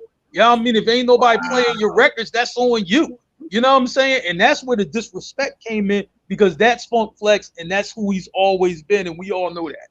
You know what I'm saying? So West Side Gun, I mean, for that's that, Conway and him are like brothers. You know what I mean? So of course he gonna take up for him and just like, yo, basically. Yo, if I see you, man, you know what I'm saying? Yo, it's on. Like, but that's how all of that stuff goes, because my thing is, instead of just confronting Conway and just being like, look, you know what I'm saying? Like, he could have really just been like, look, Conway, like right now, you don't have a song that's out right now, you know what I mean, for that, like, yo, the people really want to hear, you know what I mean? You get that type of record, you know what I mean? Send it to me, I will gladly play it. That was the easiest way to handle that, but instead he wants to be disrespectful. You know what I'm saying? And then like, so even if somebody's talking to you in a manner where it's like you might not agree with them, right? It doesn't give you the right to be disrespectful with them, because you know what I'm saying? They didn't agree with you or you didn't agree with them. You know what I'm saying? And that's what happened in that situation. So now it's like, is going to go left, because I'm like, if these Griselda guys, I'm like, they didn't jump on guys before. Like, this really happened. You know what I mean? Ask, you know what I mean, Freddie Gibbs, or, you know what I mean, AKA Cousin Buddy on Power Book 5. Power Book 4 Tommy series. Cousin Buddy got roughed up, you know what I mean? Right, In Buffalo not that long ago, you know what I'm saying? So I'm just like, man, you know, but why would you put that in? Why would, like, if you put disrespectful energy out there, is that same disrespect is going to come back to you, you know? And I think, to me, I'm like I said, it's a lesson that I'm still learning now, you know, but I'm trying to be better with it. But this is a lesson Funk Flex refuses to learn, because I think he's just going to be a disrespectful guy all the way until the grave. That's just who he is and who he's always been. Well, so another method, Stacks, about conflict resolution. One of the ways that I've seen it being done is by being petty. Are you aware of the Kanye and Pete the Meat situation? Can you speak to this particular method of conflict resolution of being petty? Kanye is just a petty dude. I guess when the news came out of Split, did he post something on Instagram or Twitter that said Skeet Davidson dead at 28? I'm like, yo, man, I know you're lying. When I saw that shit, I thought it was funny, but I was thinking to myself, like, Kanye is literally if I'm not mistaken, Kanye is the most wealthy rapper. Even he got more money than Jay-Z and all that shit. I'm thinking to myself, like, dude, you got too much money to be this fucking petty, dude. Like really, dude? I ain't gonna lie, that shit was funny as shit, though. Did you zoom into the bottom of it? It said Frank Ocean may perform at funeral, but afraid of water bottles. Did you see that on the bottom of it? See, Mark, that's that bullshit right there. Man. You know, Kanye out of control. But you know what, though, man? Who's gonna tell Kanye anything? At the end of the day, man, I can say Kanye petty and all that shit. Who's gonna tell Kanye anything? And who is Kanye gonna listen to? So nobody. Kanye, matter of fact, if you tell Kanye, yo, that was kind of fucked up, y'all know Kanye to type that up, double down. He'd be like, oh, that was fucked up? Good. He'll go back and post some more shit. That's just who Kanye is, man. Man, I mean, and that's true, but here's the thing, right? You know, when you engage with Kanye, you kind of make it worse because, you know what I'm saying? Like, now, Pete, you know what I'm saying? Instead of just, you know, when the backlash first happened, instead of just kind of like ignoring it, right? You know what I'm saying? He didn't. He engaged in the petty with Kanye.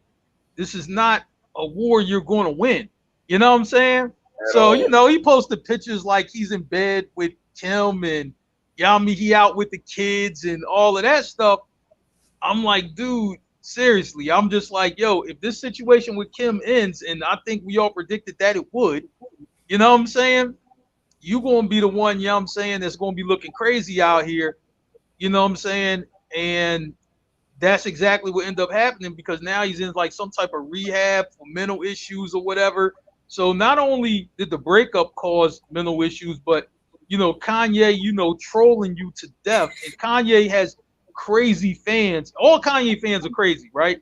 You know what I'm saying? Like, I'm like, yo, they had Kanye fans. And here's the thing is, right? If you ever seen like any of them zombie movies, that, you know, these are Kanye fans. Like, they just keep coming in droves, right? So when they ran up you like, saying Kanye fans are worse than LeBron fans? But, yeah, much worse. Because the thing is, though, they rolled up on D.L. Hewley. D.L. Hewley is like a guy from Compton. He rolls with hood guys. I've seen him in concert. He got hood guys with him, right? But Kanye fans don't care. They like The Walking Dead. Like, yo, man, why you talk about Kanye like that? So I'm like, yo, DL's guys, even if they knock 10 of them out, it's 100 more, you know what I'm saying, that you're going to have to knock out. You know what I'm saying? You know, you can't get to all of them, you know what I'm saying? They just going to be walking like The Walking Dead. They going to keep doing that shit. So I'm just like, man, you know, to me, it's best, you know what I'm saying, you know, especially if you're not really ready. Like, DL's really ready for war like that. Yeah. But Pete, you're not. You know what I'm saying? And if you weren't, you should have just left it alone and let Kanye move on to something new because he's always going to blow up at something. You know what I'm saying? So, like, yo, if he's on you this week, he's going to be on something next week. You know what I'm saying? He was mad at Adidas for releasing some shoes that he didn't want released. So, it's always something that's going to get Kanye's attention, that's going to make him mad. So it's like, yo, if it's your turn, you know what I'm saying, for her to come under fire, just take that L, you know what I'm saying, and move on. And now Pete's looking crazy in rehab. That's bad. Well, another way of handling conflict, which I think it's funny. Another way of handling conflict is just ignore the person, like Beyonce and Khalees. Like Beyonce said, okay, you got so many issues about this particular song. Great. You talking all that ish, I'm going to remove you and act like you never existed. So, okay, you don't want the credit? Fine, I'll delete the credit. You don't want that check. particular beat or that particular sample on the song? Great, I'll remove it. Never addressed it at all. Never tweeted about, shout out to Khalees for whatever. Now Beyonce has definitely shouted out sheer perfection. I loved it. She straight ignored. There was not even Pharrell. And Khalees went on a whole rant for like 3 minutes on Beyonce and Pharrell about this whole particular issue. Beyonce never responded. Pharrell has been mute. They just totally ignored her ass. Not one response whatsoever. So the way that you deal with that particular conflict is, okay, great. You talking all that shit, I'm just gonna ignore your ass and delete you, act like you never existed. Yeah, and no check. And no check. So the check you was going to get, you ain't going to get it. I'm going to remix the song. I'm going to remix a song and put another sample almost like yours on that particular song. So that's another way that you can kind of handle conflict resolution. It's just ignore the person. Maybe because there are some times where y'all don't have a problem. The person just has a problem with you. Yep. And if that is the case, then great. You have a problem with me? Fine. I'll just ignore everything that you have a problem with, so that way you don't have any particular issues with nothing now. Damn. How about that?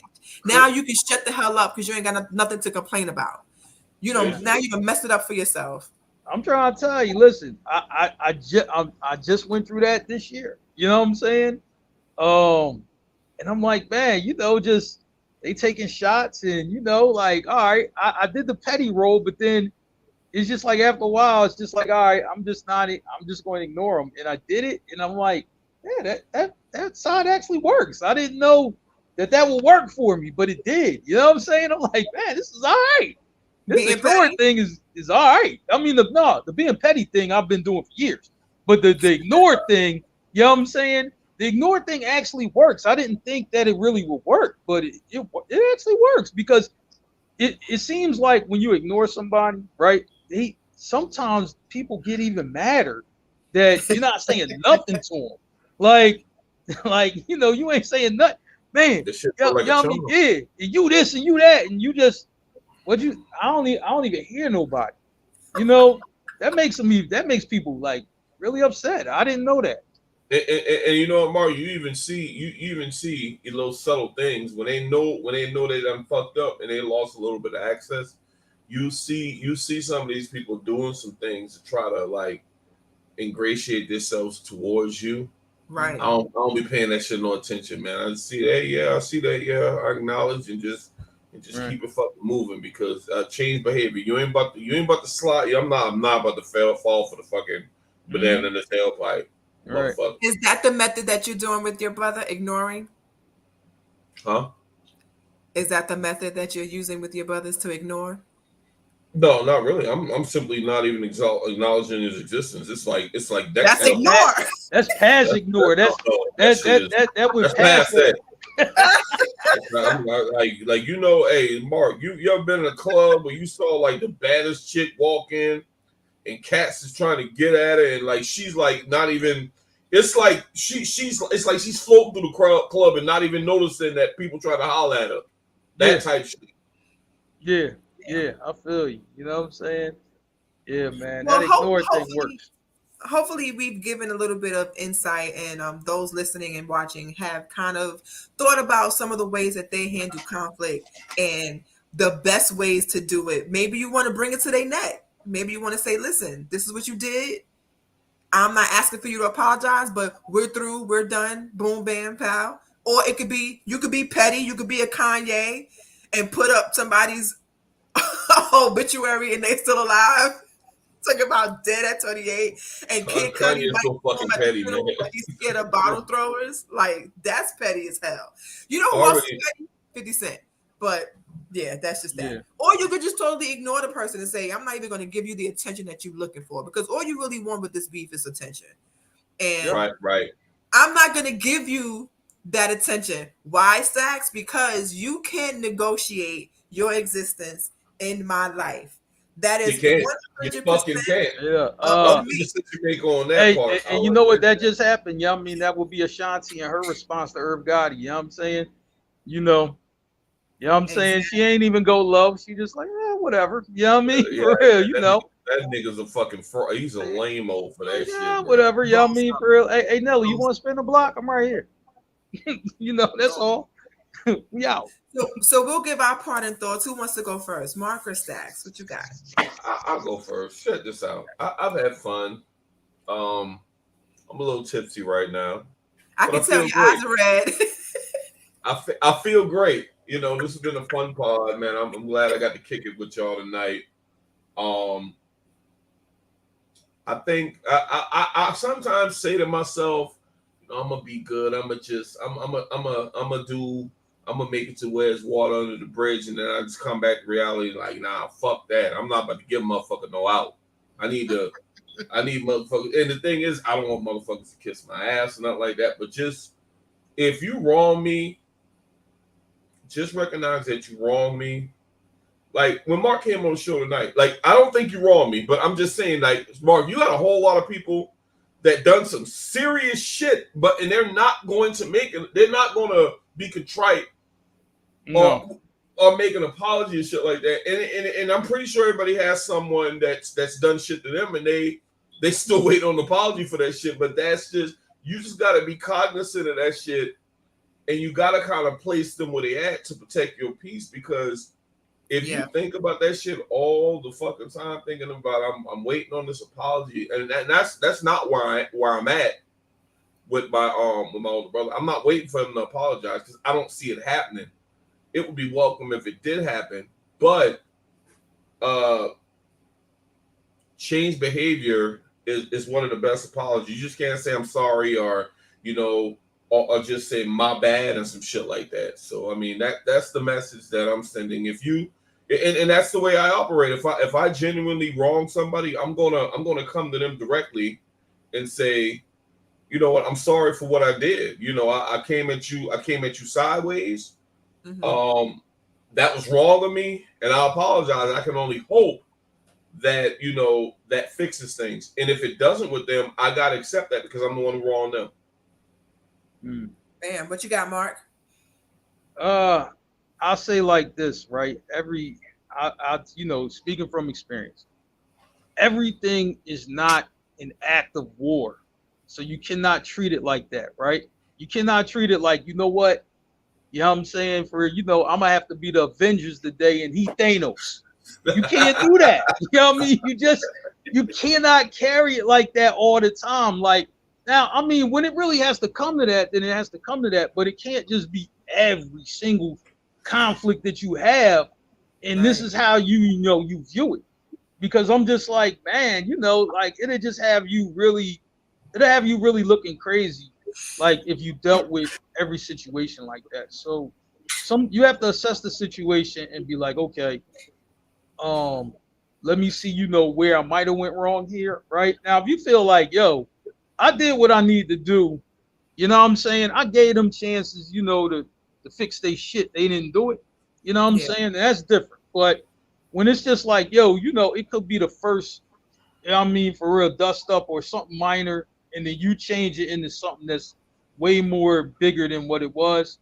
You know what I'm saying? You gotta own up to that and be like, man, what I'm saying? That might not have been the right thing to do, right? That's number one. Number two, fellas, usually when, we're feeling some type of way, we don't really reach out and talk to anybody, you know what I'm saying?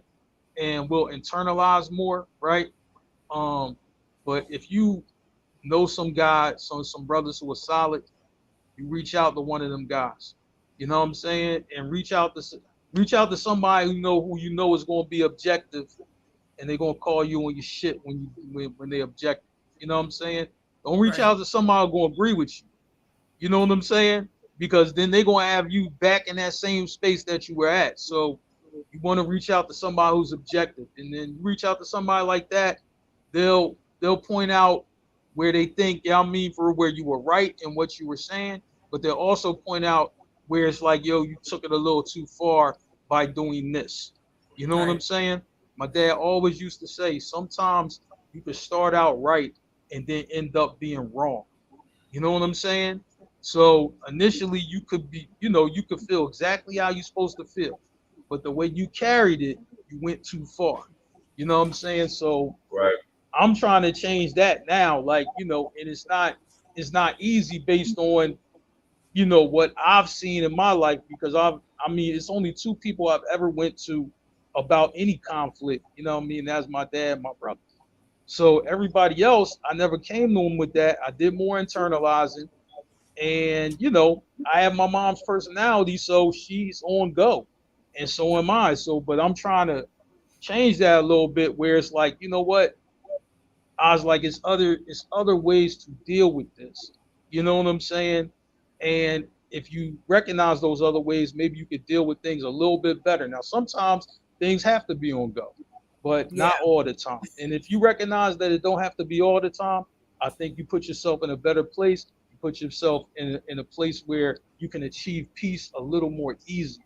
You know what I'm I like saying? that. At I the end like of the that. day, I would think even a person who loved to, really think he loved to go to war, really wants peace.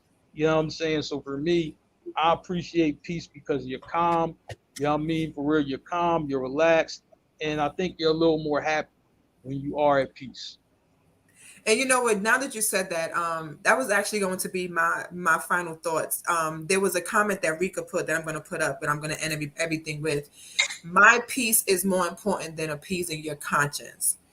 And I think for me, when it comes to conflict, I really would like to have some type of amicable peace when it comes to that. So there may be times I'll take an L or I'll just say okay or even apologize for how the person felt, whether I did something wrong or not, because I really don't want to go back and forth with people. I'd rather just, take that L and just leave it there because if it really don't matter to me, I'm not going to waste any energy going back and forth with you about it. So hopefully, those listening and watching, we thank you so much for spending your Wednesday night with us. You could be anywhere in the world, but you're here with us. So thank you, Steve, so And I much. appreciate that.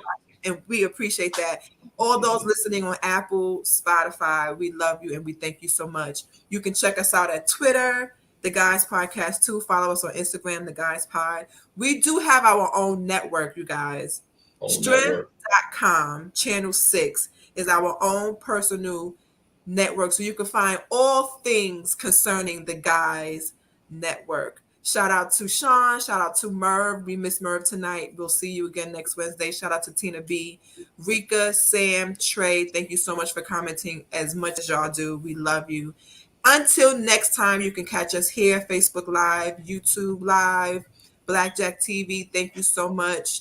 Mount High Radio. All those listening and watching, we appreciate you so Street much. Team General Tyson. Tyson, yes, thank you so much. Is it Tyson or Tyson? Because I heard y'all say Tyson a I whole call lot. it Is it- Tayson. You know what I Tyson. mean? We will be back Monday, Tuesday, and Wednesday of next week to give you all things the guys, We entertainment certainly news, will. sports, music. We are here Monday, Tuesday, Wednesday at 8 o'clock. So we love you guys. Thank you so much for tuning in, and we will catch y'all next time. Bye. Peace. Water. Like Nori said.